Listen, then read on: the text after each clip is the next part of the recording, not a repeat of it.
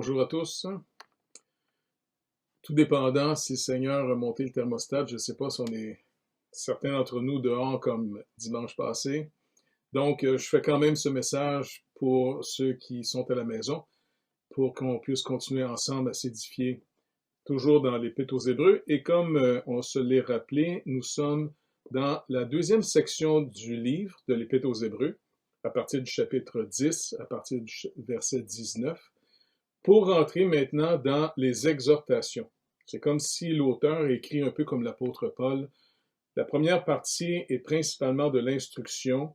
On pourrait dire quasiment, il va nous expliquer qu'est-ce que Dieu a fait pour nous, qu'est-ce que Christ a tout accompli, un peu dans tout l'aspect indicatif. Ça indique ce que nous sommes devenus en lui et qu'est-ce que Dieu attend de nous. Et maintenant, comment on met ça en pratique? Et là, il va surtout travailler sur l'aspect d'exhortation. Donc, je vais lire le passage qu'on avait lu la dernière fois, donc chapitre 10, verset 19, qui commence en disant « Ainsi donc, frères, puisque nous avons, au moyen du sang de Jésus, une libre entrée dans le sanctuaire, par la route nouvelle et vivante qu'il a inaugurée pour nous au travers du voile, c'est-à-dire de sa chair. Et puisque nous avons un souverain sacrificateur établi sur la maison de Dieu, approchons-nous avec un cœur sincère, dans la plénitude de la foi, les cœurs purifiés d'une mauvaise conscience et le corps lavé d'une eau pure. Retenons fermement la profession de notre espérance, car celui qui a fait la promesse est fidèle. Veillons les uns sur les autres pour nous exciter à la charité et aux œuvres bonnes. On va arrêter ici. Donc, on va revoir ici les trois vertus qu'il souligne. La foi, l'espérance et la charité. Ce que Paul nous dit aussi dans l'Épître aux Corinthiens. Il va souvent parler de ces trois vertus. Vous vous rappelez dans 1 Corinthiens chapitre 13, il va nous rappeler finalement que il dit maintenant ces trois choses demeurent. La foi, l'espérance, la charité. Mais la plus grande de ces choses, c'est la charité. Donc, c'est le signe d'une maturité. Parce qu'il travaille beaucoup, entre autres, pour faire voir aux Corinthiens leur immaturité. C'est ce qu'il dit au début de sa lettre aux Corinthiens. C'est pas qu'ils manquaient d'instruction, ils ont eu l'apôtre Paul comme pasteur, comme instructeur. Donc, c'était quand même quelqu'un de compétent.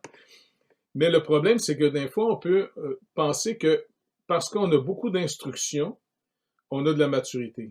Mais l'instruction, c'est en vue finalement de mêler la foi. Parce que ça, quand j'entends le message, comme il a dit dans l'Épître aux Hébreux ici, il dit, rappelez-vous, les gens qui ont été au désert, ils ont reçu finalement le même message que nous, un message d'espoir en Dieu.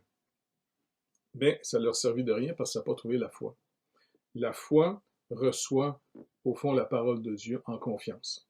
Mais ici, les trois vertus, ils sont illustrés. Et j'en ai parlé un petit peu dimanche dehors, là, tiens. Donc, la foi, l'espérance et la charité. Si on revient à l'histoire d'Israël, quand le Seigneur finalement avait promis à Abraham qu'un jour son peuple serait esclave, il serait finalement dans un autre pays, en Égypte, et le tyran Pharaon les a gardés, et le peuple d'Égypte ont eu peur des Juifs parce qu'ils se sont multipliés.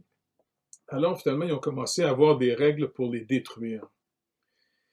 Maintenant, quand le Seigneur avait fait cette promesse à Abraham que dans 400 ans, il était pour les délivrer, 400 ans plus tard, le peuple ici, Moïse, revient. Et puis, c'est vraiment fascinant parce qu'ils ne sont pas délivrés de Pharaon sur la base de leur spiritualité ou de leur vie religieuse, parce qu'ils n'avaient pas de vie religieuse organisée encore. Ils n'avaient que les promesses du Seigneur. Et ça, c'est fondamental. La foi repose sur la parole, sur les promesses de Dieu. Notre foi, c'est on reçoit. La parole, la foi vient. Elle vient de ce qu'on entend et ce qu'on entend de la parole de Christ. Ça, c'est vraiment important pour nous parce que oui, on va entrer dans les œuvres de Dieu, mais attention de penser que quand on entre dans les œuvres de Dieu, on montre notre mérite devant Dieu. On ne montre pas notre mérite devant Dieu. Ici, quand ils sont en Égypte, ils ont finalement simplement à croire ce que Moïse leur dit de la part du Seigneur. L'ange exterminateur va maintenant passer, tuer un agneau, mettez le sang sur les linteaux à l'extérieur, et quand l'ange exterminateur va arriver devant la maison, il va voir le sang à l'extérieur qui est le signe d'une manifestation de la foi. Ils ont cru la parole en la mettant en pratique. Ils ont tué l'agneau et puis ils ont mis le sang à l'extérieur. Et l'ange va passer au-dessus de la maison. Maintenant, ça, c'est la foi. Et c'est pas basé sur leur mérite. C'est une pure grâce. Comme pour notre salut. Pour être sauvé, il faut d'abord croire ce que Dieu nous dit. Nous sommes perdus sans lui. Il y a une conviction finalement de péché qui arrive sur nous. Et si on ne fuit pas dans les ténèbres, eh bien qu'on reste dans cette lumière qui manifeste notre condamnation à moins que Dieu nous sauve, eh bien comment on est sauvé? Par l'agneau de Dieu. Et c'est pour ça que l'agneau finalement en Égypte était le symbole, un type du véritable agneau de Dieu qui un jour viendrait pour lui ôter le péché. Donc, ils ont simplement cru en tuant un agneau. C'est pas sur la base de leur mérite qu'ils ont été sauvés. C'est tout simplement sur la promesse que Dieu avait faite à Abraham 400 ans plus tôt. Pure grâce. Très important pour nous, ça ici. Très, très, très important. Nous, on est sauvés sans les œuvres par la foi seulement, sur la base de la grâce de Dieu. En croyant, en recevant le sang de l'agneau. Il a payé à notre place à la croix du Calvaire. Maintenant, ça, c'est la première étape. La deuxième étape, si vous remarquez, le Seigneur les a fait sortir. Et puis, il y avait un chemin classique connu, et je suis sûr que Moïse le connaissait, qui était le chemin par, on pourrait dire, la Méditerranée. Okay? Il aurait pu rentrer directement dans le pays. Mais pourquoi le Seigneur les a fait descendre il arrive devant un mur, il arrive devant la mer. Et là, Dieu a même provoqué Pharaon pour que Pharaon prenne son armée pour aller les rechercher. Tout ça était de Dieu encore. Le but du Seigneur, c'est qu'on le connaisse. Rappelez-vous ce que Jésus nous dit de la vie éternelle dans Jean 17. La vie éternelle, c'est qu'il te connaisse. C'est pas juste qu'on entend parler de lui, c'est qu'on va le connaître. On va expérimenter sa bonté, son amour, son salut pour nous à partir d'ici dans un monde qui est en pleine rébellion contre lui. Et même pour combattre notre propre nature, nous-mêmes, on reste avec une partie de nous qui est le vieil homme, qu'on veut amortir, voire de plus en plus affaiblir, et de voir comment on va nourrir l'homme nouveau, cette nouvelle sorte de vie qu'on a en Jésus-Christ, pour marcher avec le Seigneur, en le connaissant. Alors finalement, le Seigneur le ramène devant un mur. Pharaon s'en vient. Durant la nuit, le Seigneur va se charger de l'armée de Pharaon. Le lendemain matin, parce qu'il fait souffler un vent, il a ouvert la mer et le peuple a pu traverser. Et ils ont tous traversé, comme vous l'avez lu. Et vous vous rappelez, l'armée de Pharaon s'est dit, OK, on va aller les chercher. Et ils sont rentrés eux aussi derrière Israël dans la mer ouverte. Et quand ils sont arrivés vers le milieu, la mer s'est refermée sur eux pour montrer comment le Seigneur les délivre de ces tyrans du passé. Comment le Seigneur nous délivre des conséquences de nos péchés, de notre condamnation qui était certaine. Car finalement, il nous a arrachés du présent siècle mauvais, du prince des ténèbres, du pharaon de ce monde. Parce que le pharaon en Égypte était simplement une image d'un vrai pharaon démoniaque qui contrôle le monde. Comme Jean nous le dit, notre foi d'avoir cru en l'agneau de Dieu, ça nous a libérés de la puissance du malin. Le monde gît sous la puissance du malin. On ne peut pas sortir par nous-mêmes, mais c'est en croyant dans l'agneau de Dieu, en croyant en Jésus-Christ crucifié pour nous, pour nos péchés, à cause de nos péchés, que là, d'abord, on est arraché du présent siècle mauvais. On sort. Et là, le Seigneur va manifester, la deuxième étape, comment il se charge de nos ennemis qui veulent venir nous rechercher. Et ils ont vu pendant plusieurs jours, sur le bord de la plage, là-bas de l'autre côté, les cadavres de l'armée des Égyptiens. Après ça, il les a fait entrer dans le désert. Étrange. T'sais, il ne les a pas fait entrer tout de suite dans le pays. Pourquoi il a permis, pourquoi il a demandé qu'on entre dans le désert? Dans un désert, il n'y a pas d'eau, il n'y a pas de nourriture, c'est un lieu extrêmement hostile.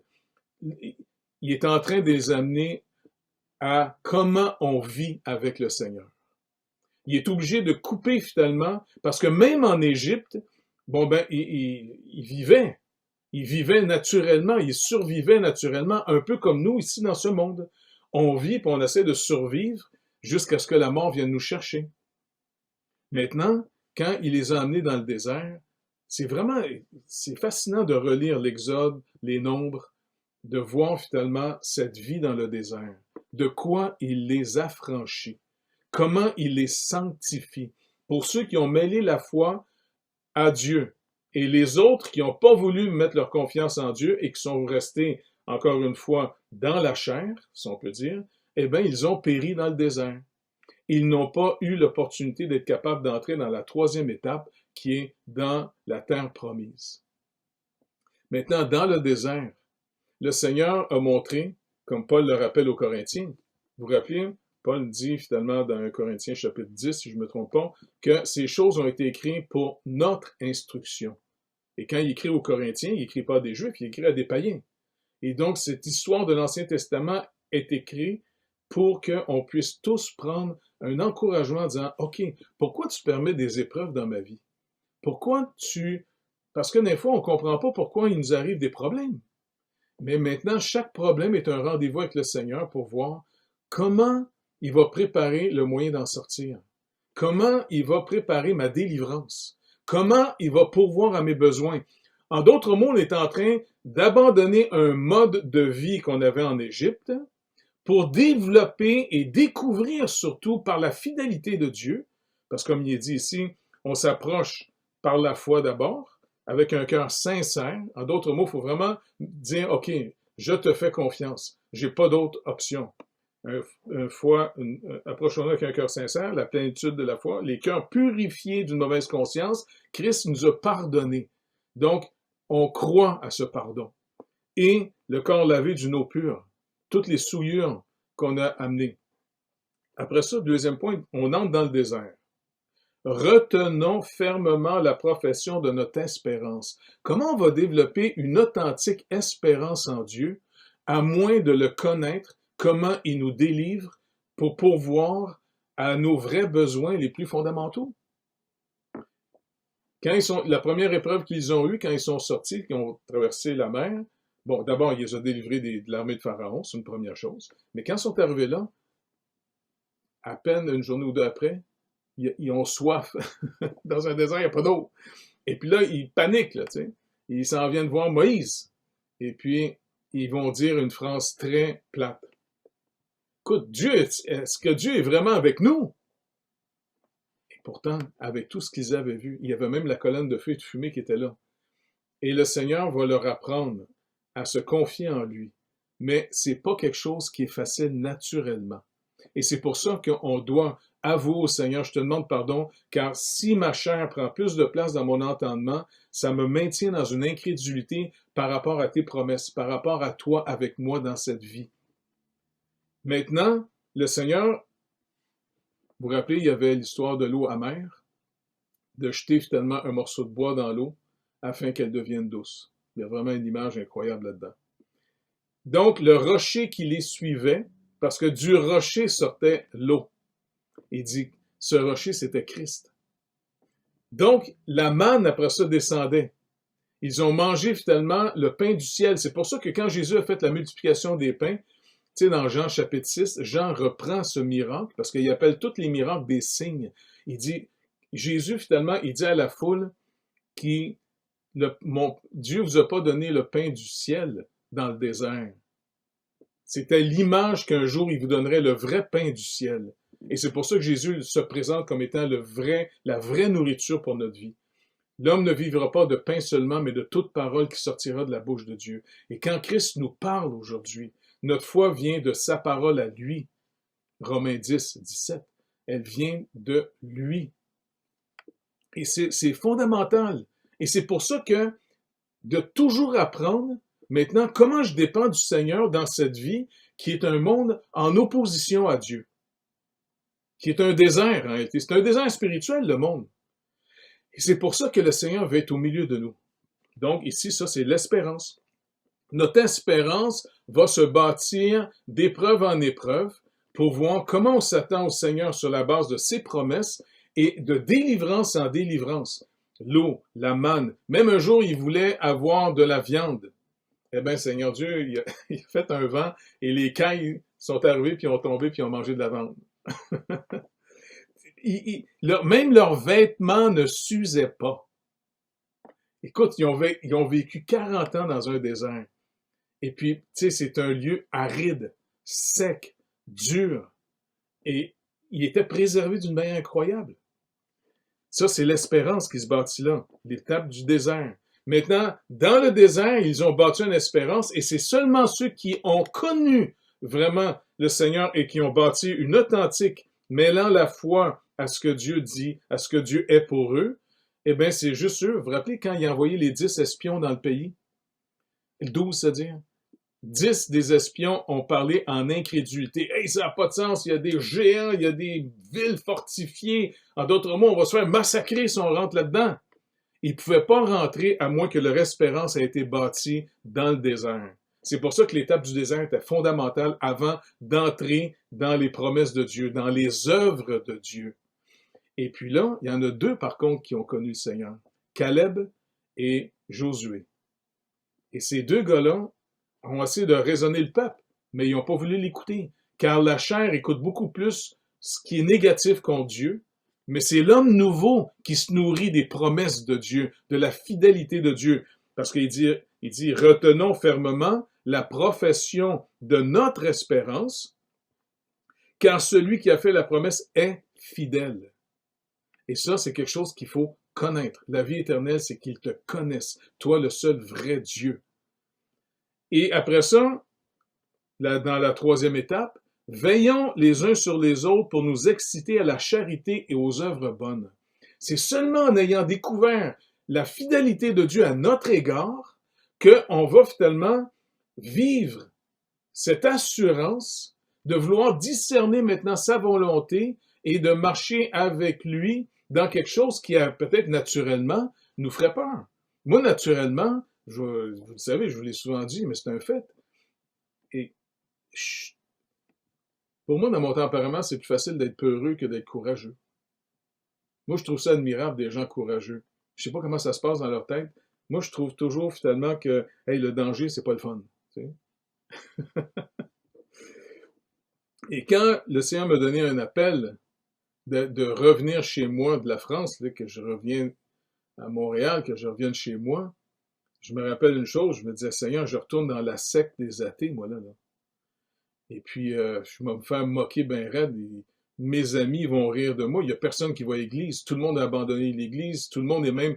Je vis dans une culture où tout le monde se libère de tes commandements, de vivre de toi. Mais écoute, si tu m'appelles, il faut que je te connaisse. Parce que je veux parler sur la base de mon espérance. Il faut que je te connaisse.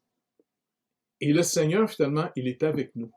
Quand il nous appelle, il nous dit dans Romains, quand Dieu appelle quelqu'un, il le justifie. C'est pas que lui est meilleur que les autres. Quand Dieu appelle quelqu'un, quand Dieu nous a appelés en disant, venez à moi, et qu'on vient à Dieu par l'agneau de Dieu, par Jésus-Christ, on reçoit la justification. C'est pas qu'on est meilleur que les autres. Dieu est venu sauver ce qui est perdu. Mais pour rentrer dans les œuvres de Dieu, à plus forte raison, il faut essayer de voir à quoi tu m'appelles.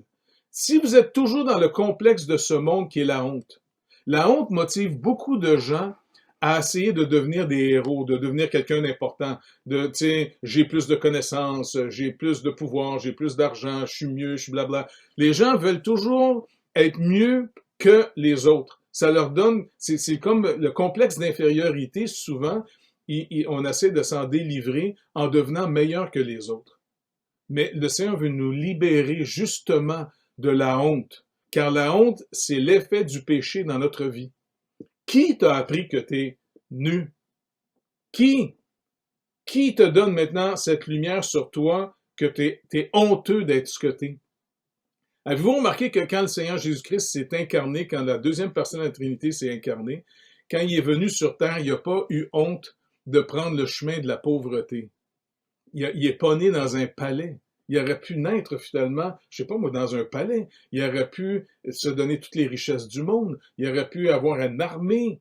Et non, il est né d'un petit couple, descendant de David, mais qui était complètement ignoré. Mais le Seigneur, lui, ignore pas les promesses qu'il a faites à David. Alors Joseph et Marie, parce qu'il y a un empereur à l'autre bout de la planète qui il exige de faire un recensement de son empire, sûrement pour ramasser des impôts, eh bien, les autres sont obligés de partir de Nazareth, du nord du pays. C'est un lieu de gens pauvres en passant. C'était une région qui était triste et pauvre, et qui était même méprisée par les Juifs du Sud. Alors, Joseph et sa femme vont partir de Nazareth pour aller jusqu'à Bethléem, parce que c'est son lieu d'origine, Bethléem, où le roi David est né. Et Marie, en passant, est enceinte, et ils s'en viennent. Et quand ils arrivent, ils ne trouvent même pas de place à rester. Tout est pris. Alors, le Seigneur a quand même pourvu dans une place, finalement, souvent dans les maisons qui étaient bâties, où est-ce que les animaux restaient en bas, et puis les gens restaient au-dessus. Eh bien, ils étaient finalement peut-être dans ce lieu, un lieu où est-ce qu'on a tassé les animaux, on a nettoyé finalement la mangeoire des animaux, Joseph a sûrement mis de la paille propre avec un linge dessus, elle a accouché le bébé, ils l'ont mis là. Jésus est né dans l'humilité. Trop beau. Et en plus, il est obligé d'être protégé par Dieu son Père, comme il nous a promis que nous aussi, ses enfants, on va être protégés. Il y a des anges qui nous protègent. C'est encore ce que l'auteur de l'Épître aux Hébreux nous rappelle. Rappelez-vous, il dit les anges, ils sont des êtres au service de Dieu pour protéger ceux qui doivent hériter le salut. C'est trop béni. Donc, prions le Seigneur en lui demandant, Seigneur, délivre-moi de la chair, ma vieille nature qui est en rébellion contre toi, qui se nourrit d'incrédulité, afin de fortifier mon homme nouveau dans l'espérance, mon espérance, parce que tu es fidèle. Que je cherche pas, que je retourne pas vers mes idoles pour régler mes problèmes, que je puisse continuer à m'attendre à toi jour après jour, afin que mon espérance, ma ferme profession sur ce que tu dis que tu es pour nous, ben, puisse bâtir en moi cette assurance que quand ça va être le temps d'entrer dans tes œuvres, pour les discerner, non plus de chercher nos propres œuvres pour devenir quelqu'un encore, mais de vraiment discerner comment on va servir le Seigneur. On est enfin libéré. Vraiment une libération beaucoup plus profonde qu'on peut penser. Parce que on est aimé de Dieu. On est aimé, on a été pardonné, on a été purifié, on a été adopté pour devenir les frères et les sœurs du Seigneur Jésus-Christ. Le Seigneur Jésus, c'est notre grand frère. Et il nous regarde en disant, vous êtes destinés avec moi à hériter de toute la création de mon Père. On s'en va vers quelque chose d'absolument incroyable. Donc, s'il vous plaît, aidons-nous, parce que après ça, quand ils sont rentrés dans le pays, écoute, c'est ceux qui sont rentrés, il fallait qu'il y ait de l'assurance en Dieu, car par eux-mêmes, c'est vrai qu'ils n'auraient pas pu. La première ville qu'ils ont vue quand ils sont rentrés, Jéricho. Et comment le Seigneur a montré encore une fois qu'il était avec eux? Il tourne autour à chaque jour pendant 7 jours de temps. Et ils devaient se demander, écoutons, et le Seigneur lui-même a fait tomber les murs. Alors après, c'était apprenez à me suivre. Non pas de le faire par vous-même. Le danger, par contre, dans cette première victoire, la deuxième, c'est un petit village qui s'appelait Haï. Eh bien, ça a fait mal aussi. Eh bien, parce qu'ils ont été sans d'abord avoir discerné la volonté de Dieu et surtout que certains avaient mis finalement un interdit dans le camp, à Caen, qui finalement avait pris des lingots parce que tout devait être livré par interdit. Mais le Seigneur a pardonné. Josué a cherché la face du Seigneur, n'a pas compris qu'ils avaient perdu une victoire face à un petit village quand ils ont vécu une victoire incroyable face à Jéricho. Donc, apprendre finalement à se soutenir les uns les autres. Parce qu'une église, on dépend des uns des autres, de prier les uns pour les autres. Quand des gens, s'il y a des exhortations, Jude par exemple, Pierre aussi, Jacques, nous donnent beaucoup d'exhortations sur des gens qui se font passer pour des chrétiens et qui viennent au milieu de notre vie à nous autres, là, tu sais. Et puis, il va rappeler en disant que non, tu sais, Jules dit, faites attention, il y a des gens qui vont s'introduire au milieu de vous et qui vont transformer la grâce de Dieu en dissolution. Hey, c'est pas n'importe quoi.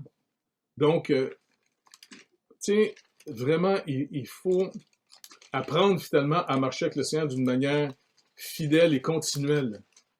Je vais vous lire juste quelques passages dans Jude. Bien-aimés, comme je désirais vivement vous écrire au sujet de notre salut commun, je me suis senti obligé de le faire afin de vous exhorter à combattre pour la foi qui a été transmise aux saints une fois pour toutes. La foi transmise aux saints une fois pour toutes, c'est toutes les promesses qu'on peut croire. Mais si on ne les connaît pas, on ne peut pas mêler la foi à ce si on n'a pas entendu. Il dit, car il s'est glissé parmi vous certains hommes, ça peut être des hommes ou des femmes, mais là ici il parle des hommes, dont la condamnation est écrite depuis longtemps, des impies, qui changent la grâce de notre Dieu en dissolution et qui renient notre seul Maître et Seigneur Jésus-Christ. Je veux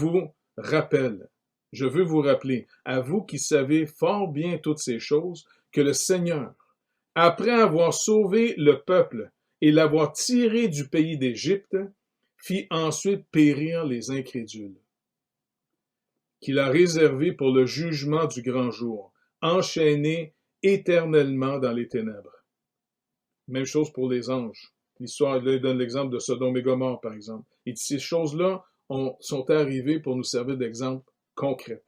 Donc, c'est pour ça qu'entre nous, soutenons-nous, prions les uns pour les autres, encourageons-nous à toujours continuer à faire confiance au Seigneur. Ça marche?